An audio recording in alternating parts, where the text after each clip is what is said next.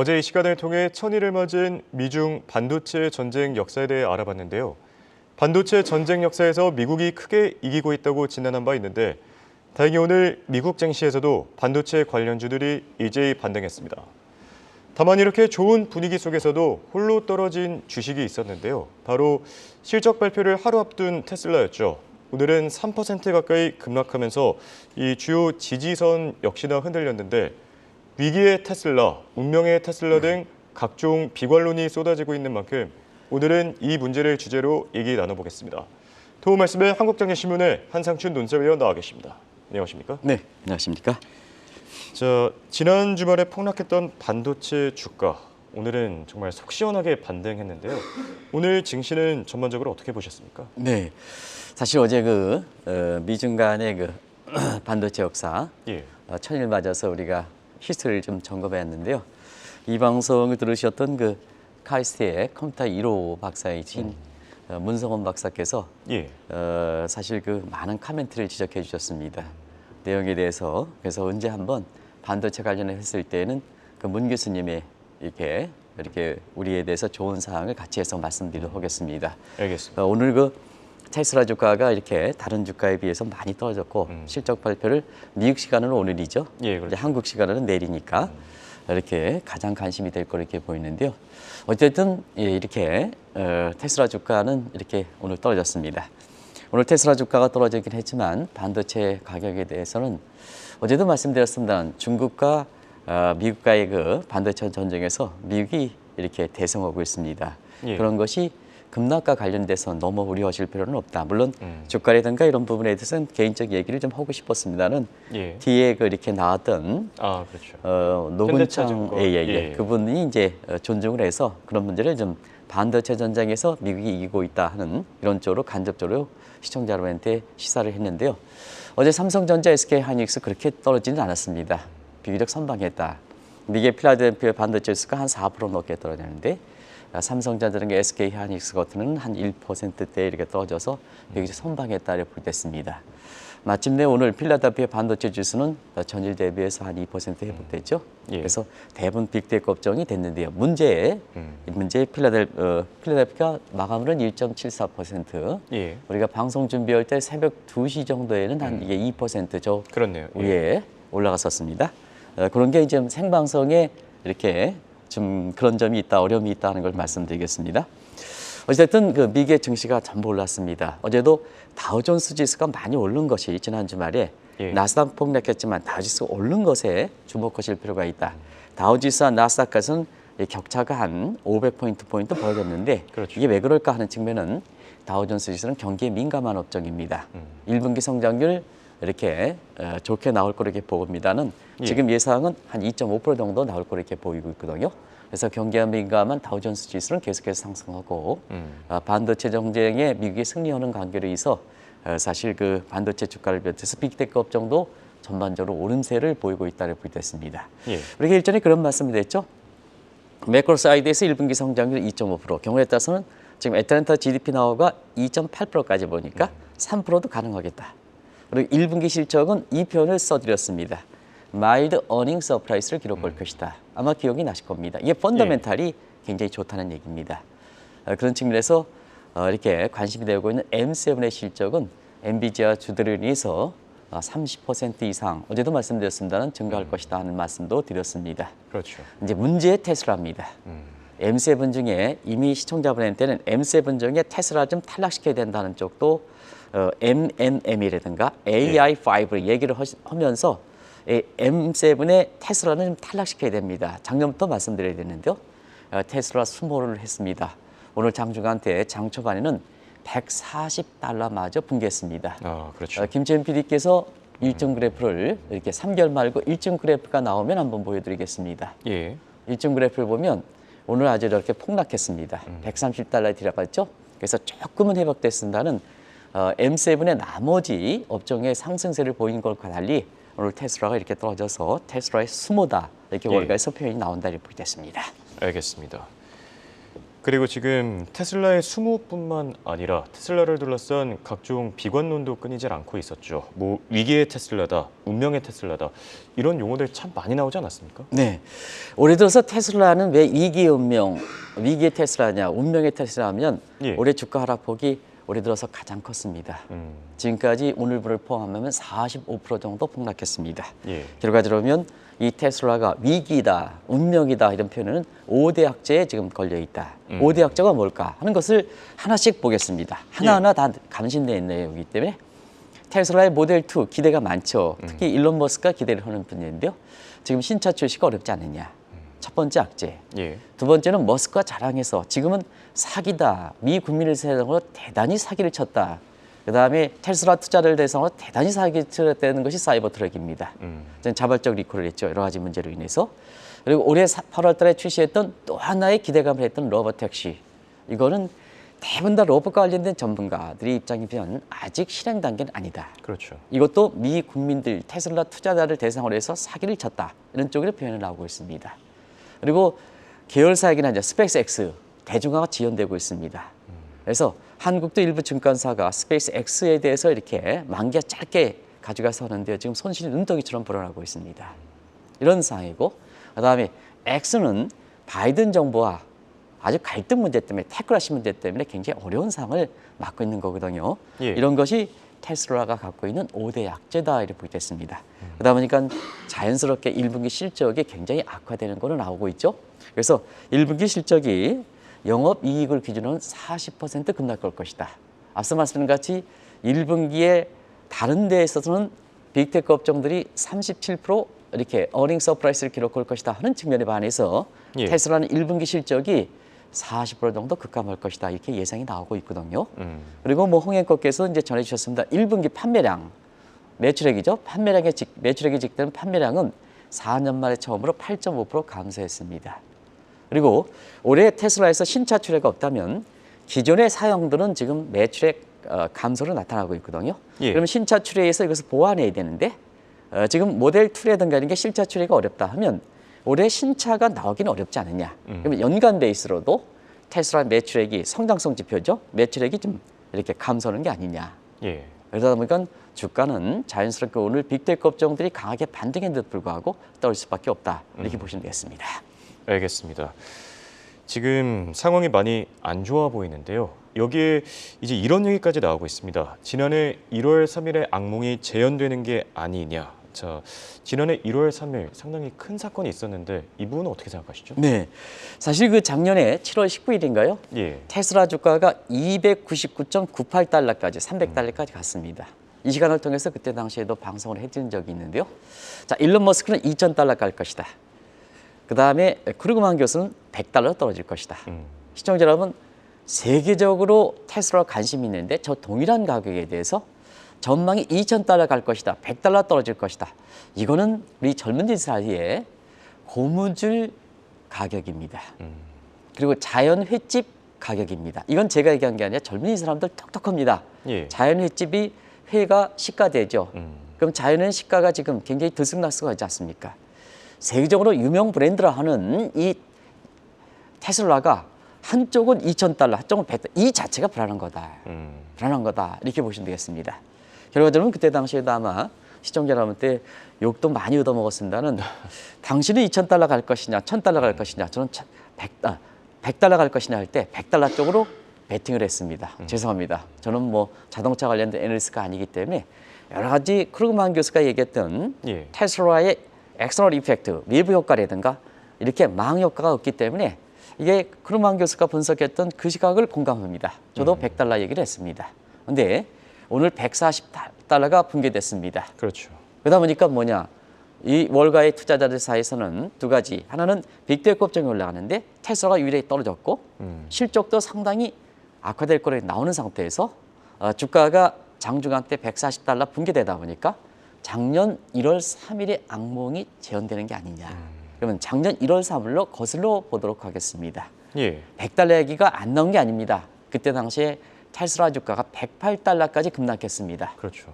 그래서 이때 100달러 붕괴에서 나왔던 거거든요. 그러다 보니까 오늘 오늘 사실 그 테슬라 주가가 이렇게 많이 떨어지다 보니까 예. 월가의 투자 가설에서는 $100 분계설도 나오고 있다. 여기에 더이스뱅크라든가 이런 데 목표가를 줄줄이 하락하고 있죠. 그래서 $110대까지 이렇게 목표가를 하향하고 있습니다는 1분기 실적이 나오면 $100 밑으로 목표가를 하향하는 게 아니냐 해서 $100 분계가 나온다 이렇게 보게 됐습니다. 그런 장에서 지금 테슬라의 저가 추천을 계속했던 국내 증권사들이 많습니다. 예. 이제 테슬라 투자자 같은 경우는 눈덩이처럼 투자 손실이 불어나는 상태거든요. 근데 문제는 이 테슬라 주가가 $150 분계되는 이 상황에서 일부 증권사가 최근까지도 테슬라를 저가 매수에 추천해서 내에서 투자 손실을 더 눈덩이처럼 불어나다 보니까 이게 어떻게 된 거냐? 국내 증권사의 이익을 이어온 거냐? 아니면 고객들을 이어오는 거냐? 하는 차원에서 홍콩 ELS라든가 해외 부동산 투자라든가 이런 것 관련해서 또다시 화두에 오르고 있다. 이렇게 보게 됐습니다. 알겠습니다. 그래도 위기라고 인식한 일론 머스크도 이 어떤 사태를 좀 수습하기 위해서 여러 가지 자구책을 내놓고 있다고 하는데요. 어떤 자구책들 내놨습니까? 네. 지금 상태에서 이것을 극복하기 위해서는 특히 중국의 매출이 감소하니까 극복해서는 위해서는 인도 쪽으로 쫓아가야 됩니다. 또 모디 총리도 지금 이 총선을 맡을 수 있습니다는 사실 3년이 이렇게 아주 대승으로 끝날 거로 보기 때문에 일론 머스크 입장에서는 인도 가는 게 모디로 가는 게 지금 차원에서는 가장 이렇게 대안적인 측면이 되겠죠. 예. 그럼에도 불구하고 머스크가 자기 회사의 위기론을 감해서 인도 방문까지 취소하는 상태입니다. 이게 월가의 화두가 되고 있다고 보게 됐습니다. 그런 과정에서 머스크 시청자 여러분 어떻습니까? 오늘 사실 그 세계 자동차 업체를 이렇게 주도하는 예. 두 분 있잖아요. 머스크가 굉장히 심각하네요. 그리고 정의선 그 현대차, 기아차 회장께서는 굉장히 당당하시네요. 지금 주가 모습을 보여주는 것이 아닌가 생각합니다. 예. 마찬가지로 일론 머스크가 저런 표정, 우리 김유지 AD께서 저런 표정을 왜 이렇게 집어냈냐 하면 위기 때문에 그렇습니다. 일론 머스크가 항상 미래에 대해서 낙관적으로 보는데요. 예. 그 자체가 위기라고 얘기하는 것은 진짜 위기다 이렇게 보시면 되겠습니다. 이게 월가에서 받아들이는 인식이다. 그러다 보니까 1분기 실적을 앞두고 시청자 여러분 아시겠지만 여러 가지 자구책을 쓰고 있죠. 예. 글로벌 직원 10%, 이게 뭐 14,000명 되는데요. 이것도 그렇습니다. 무슨 실적 기준이 아니라 우리도 모 증권사에서 나이 기준으로 실적이 진짜 회사를 위해서 열심히 했는데요. 나이가 60년대 상이라도 이렇게 하는 쪽도 화두가 됐습니다. 정말로 한국의 저출산 고령화 문제에서는 좀 이렇게 지금 우리가 이 문제가 있지 않습니까? 그런 점에 있어서는 능력 있는 사람들을 좀 연세가 있다 하더라도 나이가 있더라도 능력이 있으면 활용하는 것이 정말로 국가 경제 발전이 도움되는 겁니다. 근데 14,000명 통보하면서 어떻게 통보했냐면요. 딱 일철 회사에 대해서 테슬라에 대해서 그동안 기여했는데도 불구하고 일철 얘기 없이 창문을 닫아버리고 그다음에 메시지를 통해서 당신 내일부터 나오지 마라 이렇게 했습니다. 얼만큼 직원이 노예입니까? 아닙니다. 이게 테슬라 내지는 일론 머스크에 대해서 평판이 그만큼 낮아지는 겁니다. 회사는 직원이 있어야 됩니다. 직원의 평판 속에 고객의 평판이 있는 거지 자기 회사에서 여러 가지 무슨 남무설 무슨 안 좋은 설이 나오면 고객의 평가가 좋을 수는 없습니다. 예. 이게 사실은 직원을 자르는 과정에서도 너무 냉혹하게 자른다는 얘기입니다. 이게 문제가 되고 있다. 그래서 지금 상태에서는 여러 가지 자구책이 있습니다는 또 하나 자구책이 들고 나온 것이 아시겠지만 가격 할인 정책이지 않습니까? 예. 이번에 모델에 있어서는 고가에서 중저가에서 중저가에서 저가로. 그러다 보니까 우리 젊은 사이, 똑똑하신 젊은 사이에 자연회의 시가대로 하는 들쑥날쑥한 고무줄 가격, 그 다음에 자연회칙 가격이라고 이렇게 표현합니까? 아닙니까? 이게 위기지 않습니까? 결과적으로 보면 지금 실패한 가격 할인책을 들고 나왔다 하는 측면에서 월가에서는 이것이 진짜 자구책이 될 것이냐 하는 측면에서는 실패한 자구책을 들고 나왔다는 것은 결과적으로 보면 대안이 없다. 대안이 없다 하는 상태에서 오늘 주가가 많이 떨어진 거다. 이렇게 보게 됐습니다. 예.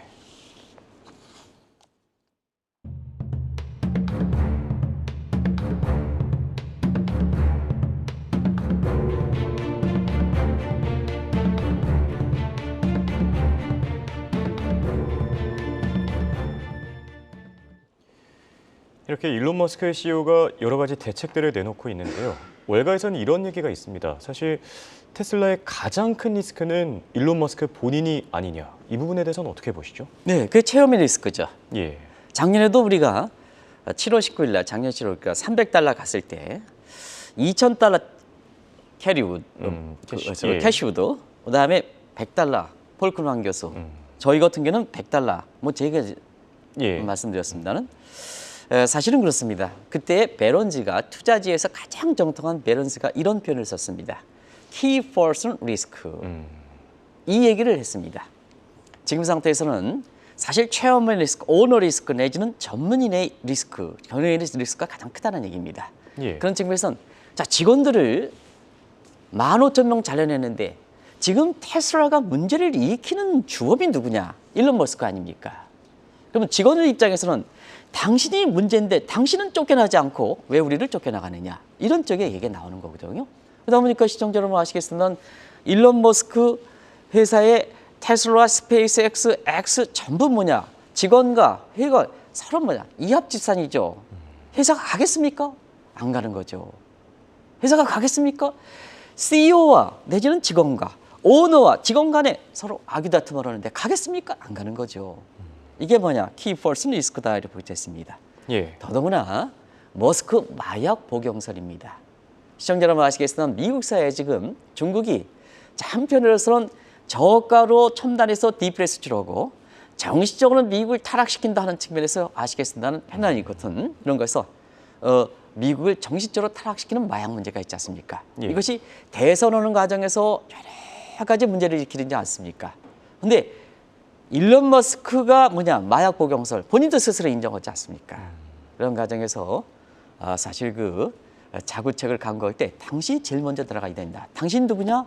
테슬라 회장인 일론 머스크가 들어가야 된다. 이런 얘기가 나오는 거다. 아마 시청자 여러분도 상당히 공감하지 않느냐. 지금은 뭐냐 개인 투자가 힘이 커졌습니다. 행동주 헤지펀드들이 굉장히 컸습니다. 근데 행동주 헤지펀드에 우리나라의 뭐 정의정 대표로 계시는 한국투자정의단체라든가 이런 게 얼마나 역할이 커졌습니까? 주총을 앞서고 확실히 힘이 커졌습니까? 미국도 사실 러빈후드에 거대는 개인 투자가들이 연대해서 왜 테슬라 투자 입장에서는 당신이 문제인데 당신이 쫓겨나가지 않고 열심히 하는 직원들을 무슨 기준에서 쫓아내느냐. 그것도 열심히 봉사했던 사람을 딱 다음 순간에 오지 마십시오. 다음 달 오지 마십시오. 이렇게 얘기하느냐. 당신이 나가야 되지 않느냐. 국내 입장에서도 많은 시사점을 던져주는 대목이다 하는 걸 말씀드리겠습니다. 예. 그리고 또 저희가 이 시간을 통해서 진단해 드린 적이 있지만 지금 대선을 앞두고 미중 간의 마찰이 더욱더 심해지고 있는데요. 자, 테슬라의 앞날 이 때문에도 더 어둡지 않겠습니까? 네. 지금 대선을 앞두고 크게 두 가지죠. 예. 대외 정책 측면에서는 중국과의 어떻게 보면 경제 패권 맡음. 어제 반도체 전쟁에서 다뤘습니다는 이것이 성공을 거뒀느냐 아니냐 이거 대선에서 굉장히 뭐냐 이렇게 바이든 후보와 트럼프 후보 간에 누가 당선되느냐 하는 측면이 굉장히 큰 관심이 되는 상황이거든요. 예. 그럼 바이든 입장에서는 자 트럼프가 격차를 주고받았던 것이 격차를 확대했지 않습니까? 이거 가지고 이제 대선에 가는데요. 이게 머스크라는 사람은 친중 횡보를 하고 있습니다. 그래서 반대당에 해당되는 트럼프의 어떻게 보면 외형상으로 보면 트럼프의 맞는 기조를 갖고 있습니다. 맞는 기조를 갖고 있습니다. 그런 행적들이 바로 뭐냐? 중국과의 친중국 행정을 그대로 이렇게 시청자 여러분한테 전해줬습니다. 저 자막은 굉장히 익숙하신 자막일 겁니다. 다들 아실 겁니다. 이런 상태에서 자 바이든 정부 입장에서는 빅7뿐만 아니라 특히 예. 테슬라라든가 이런 쪽에 독과점 문제로 세게 떼드리고 있습니다. 이게 여러분 아시겠지만 루리나 칸의 지금 미국의 반동적 규제법에서 나오는 것도 문제입니다. 그래서 테슬라를 집중적으로 때리고 있습니다. 자막을 좀 돌려주시기 바랍니다. 그런데 이런 상태에서 일론 머스크는 뭐냐? 주식 분할을 하죠. 액면 분할을 하죠. 그다음에 예전에 이렇게 X로 해서 그 전신인 예, 트위터로 아주 적대적 M&A 시키죠. 어떻게 보면 반독점 규제에 대해서 바이든 정부의 정면으로 반발하는 정책까지 나오죠. 예. 그러면 한편에서 친중 정책하고 미국 내부에서는 자 바이든 정부는 저가 저소득에서 하기 때문에 사실 통합 화합 차원에서 중상층 밑에 사람들을 전통적 지지층에서 그 사람을 옹호해야 되는 거거든요. 근데 이런 모습에서 보면 잘라내, 주식 분할해, 적대적 M&A 해, 직원들 쫓아내 하다 보니까 결과적으로는 바이든 정부에 이렇게 반발을 살 수밖에 없는 거거든요. 그런 측면에서 바이든 정부는 일론 머스크 때리기 내지는 테슬라 때리기는 지속될 수밖에 없다. 예. 그것도 대선까지는 대선을 때릴 것이다. 그래서 월가에서 보면요, 오늘 여러 가지 각도에서 테슬라의 주가를 받칠 수가 없으니까 트럼프 대통령이 이렇게 사실 재선에 성공해야 일론 머스크라든가 이렇게 테슬라가 좀 가격해보지 않느냐 하는데요. 이 또한 자기 실력에서 되지 않고 정치적 파퓰리즘에서 이게 주가가 회복한다 하는 것도 굉장히 불확실한 요인입니다. 이게 지금의 상황이다 하는 걸 말씀드리겠습니다. 네. 그리고 또 빼놓을 수 없는 얘기가 이번에 테슬라의 가격 할인 조치인데요. 지금 전기차 가격뿐만 아니라 뭐 FSD, 소프트웨어 가격도 같이 내리고 있습니다. 네. 이런 가격 할인 정책 통할 수 있겠습니까? 작년에 4월 달에 우리가 테슬라의 가격 할인 정책 예. 그리고 삼성전자 감산 문제에 대해서 비교를 분석을 했습니다. 여러 가지 이론을 통해서. 근데 지금 시점에서 보면 그 분석이 아마 정확하게 떨어졌을 겁니다. 가격 할인책 실패로 돌아갔죠. 그 내용들은 저기 나오고 있습니다. 삼성전자 감산 합의책이 결국 삼성전자 주가가 이렇게 어제는 떨어지긴 했습니다는 그래도 7만 원대, 8만 원에서 조금 미친데요. 작년 이맘때 4월 달에 감산했을 때가 5만 원대 초반입니다. 결론적으로 말씀드리면 결국 가격 할인 정책이 작년에 1년 동안 실패했는데요. 주가 보면 1년 전에 테슬라 주가가 사실은 170달러, 80달러인데 오늘은 140달러까지 붕괴됐지 않습니까? 삼성전자는 5만 원대 초반에서 지금 8만 원 내외로 움직이지 않습니까? 이러한 실패한 가격 할인책을 또 두르고 나온다. 그러면 마케팅 이론이라든가 미시경제학에서 이렇게 보면 탄력성 분석해서 보면 가격 할인 정책에 실패했던 것을 마지막 들고 나왔다는 것은 결국 다른 자구책, 속 시원한 자구책이 없다는 겁니다. 궁여지척 속에 실패한 자구책을 또 가져놨다는 것은 월가에서 왜 의심하느냐? 실패한 것은 대안이 없다는 얘기입니다. 그런 차원이 오늘 빅테크 업종이 이렇게 주가가 반등에도 불구하고 떨어졌던 배경이 된다. 이런 것을 말씀드리겠습니다. 알겠습니다. 자, 테슬라의 상황 그리고 전망이 이렇게 어두워짐에 따라 앞으로 이탈하는 투자자들도 생길 텐데요. 이 이탈 자금은 어디 쪽으로 가겠습니까? 네, 테슬라에서 이탈한 자금이 어디로 가느냐? 작년에는 똑같은 2차 전지에 관련해서 이 테슬라에서 이렇게 하다 보니까 중국의 2차 전지를 가느냐, CATL이 되겠죠? 예. 그다음에 한국의 에코프로 같은 2차 전지 가느냐, 이런 쪽이 됐습니다. 그런데 사실 중국의 2차 전지에 대해서 CATL을 추천한 시각이 있었습니다. 근데 이거 강하게 실패했죠. 작년에 재테크에서는 CATL 2차 전지 관련해서 추천했으면 아마 실패했을 겁니다. 예. 에코프로 추천했으면 굉장히 박순혁 이사라든가 이런 분이 있었습니다. 한국의 2차 전지 갑니다. 그래서 굉장히 많이 갔습니다. 작년 재테크의 성과를 좌우했습니다. 지금도 그렇습니다. 한번 오늘 방송을 위해서 CATL 작년째 주가가 402안이더라고요. 어제 192안입니다. 최근에 조금 반등했지만 에코프로가 작년째 11만 원인데요. 이게 100만 원 갔다가 떨어지긴 했지만 51만 원대입니다. 이 명함을 보면 아마 어떤 쪽이 갈 것이냐 하는 측면입니다. 그럼 올해는 어떻게 될 것이냐. 테슬라에 대해서 자꾸 주가가 떨어지니까 이탈 자금이 있죠. 예. 이런 측면에서 어디로 가느냐. 한국의 2차 전지를 가느냐. 중국의 2차 전지 이것보다도 지금 상태에서는 결국 전기차에 대한 앞날에 대해서 상당 부분 이렇게 앞날이 흐트러지다 보니까 지금 현대차라든가 기아차로 가는 게 아니냐. 왜냐? 이제 전기차는 이번에 이상기온 충전기 문제 때문에 그렇죠. 결과적으로는 이 전기차 전체 업황에 대해서 굉장히 어려운 시각들이 가는 것 같습니다. 그래서 가솔린이라든가 그다음에 하이브리드 같은 이런 쪽으로 가는 양상이 뚜렷합니다. 특히 한동안 수소차, 이 수소차 같은 건 H2O를 분해해서 수소로 나오는 거거든요. 정의선 회장님께서 아주 주력했던 분야입니다. 그런데 이상기온 이어서 CO2 가스 발생, 지금 올해는 엘니뇨 현상 이런 것 때문에 기후 환경에 대해서 세계가 지구에 인도할 수 있는 온도 1.5도를 올해 벗어난다 하니까 결국 수소차 문제에 대해서 정의선 회장께서 주력했던 이 수소차 문제가 다시 부각되는 겁니다. 그런 예. 차원에서 현대차, 기아차가 나오는 상황이거든요. 아시겠으면 현대차, 기아차 어제도 한국 증시를 바쳤습니다. 아마 김재현 PD 기아차라든가 현대차 주가가 어제 제 기억으로는 4% 이상 이렇게 어제 서울대 강의를 할 때 예. 그때까지 볼 때 시점은 현대차, 기아차가 한 4% 이상 되는데요. 4% 이상 나왔죠? 3% 나왔는데요. 꼭 동결해서 4.25%씩 나왔는데요. 예. 그래서 한국 증시를 살렸습니다. 그런 과정에서 우리가 저 PBR 할 때 자, 내수 관련된 저 PR이 아니라 수출 관련된 저 PR이 괜찮습니다.